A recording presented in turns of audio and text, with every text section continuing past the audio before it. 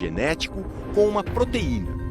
E quando o CRISPR é injetado nas células, ele vai lá e corta o DNA bem no ponto que o cientista quer. Depois ainda dá para emendar as pontas ou trocar aquele pedaço de DNA por outro. O primeiro estudo sobre o CRISPR saiu só há 3 anos. E em 2015, aconteceu uma explosão de artigos científicos na área. Em 2016, vai bombar ainda mais, o que justifica o otimismo de um dos maiores especialistas no tema. Se antes você precisava de um doutor para trabalhar com engenharia genética, com o CRISPR, qualquer aluno de primeiro ano de biologia já consegue. E por que isso é tão importante? Porque são as informações do DNA que determinam tudo o que existe de único em cada um de nós. Quem vai ter olho azul ou castanho, quem vai ser alto ou baixo, ser bom ou ruim de bola, ter ou não alguma doença genética.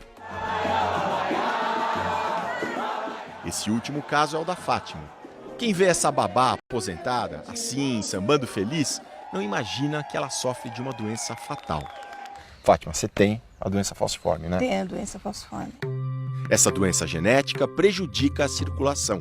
Vamos supor que a sua veia é a Avenida Paulista e acontece um acidente, para tudo. O acidente é onde o sangue entrelaçou e o resto é onde o sangue foi parando, causando fortes dores, que só passa com morfina. Mas esse sofrimento pode estar com os dias contados, graças ao CRISPR, como explica este professor da USP. É possível, por exemplo, obter células doentes do próprio paciente, fazer esta correção no laboratório, utilizando a técnica do CRISPR, e devolver essas células corrigidas geneticamente para o mesmo paciente.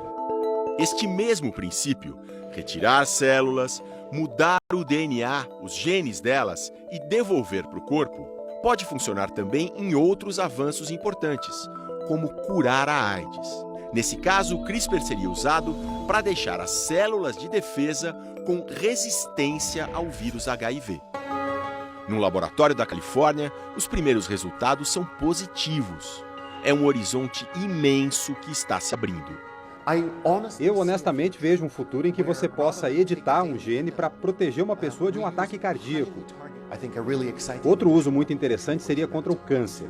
Uma pessoa poderia ser tratada com células de defesa alteradas geneticamente para atacar um tumor. Até aí, tudo ótimo. O que a gente está descrevendo é o futuro promissor. Mas existe também um outro possível uso que se pode fazer da manipulação do DNA.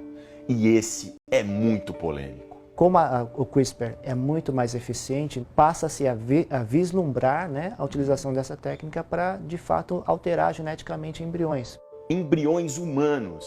Já imaginou se os pais pudessem encomendar um bebê programado exatamente do jeito que eles querem? Não estamos mais no campo da ficção científica.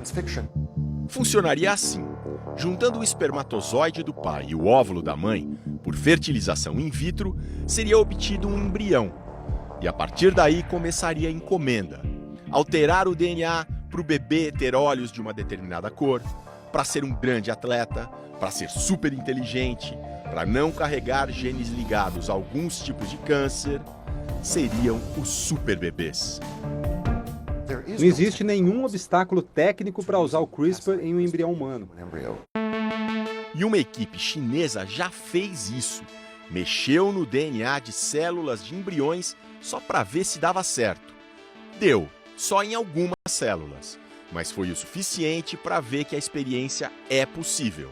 Mas se um dia isso for feito para valer, deixando os embriões se desenvolverem até virarem pessoas, o debate é profundo. Primeiro que está se mexendo no DNA de um embrião sem o consentimento prévio desta pessoa que vai ter esta alteração. E o segundo é que essa alteração vai ser passada de geração para geração caso esse indivíduo venha a ter filhos.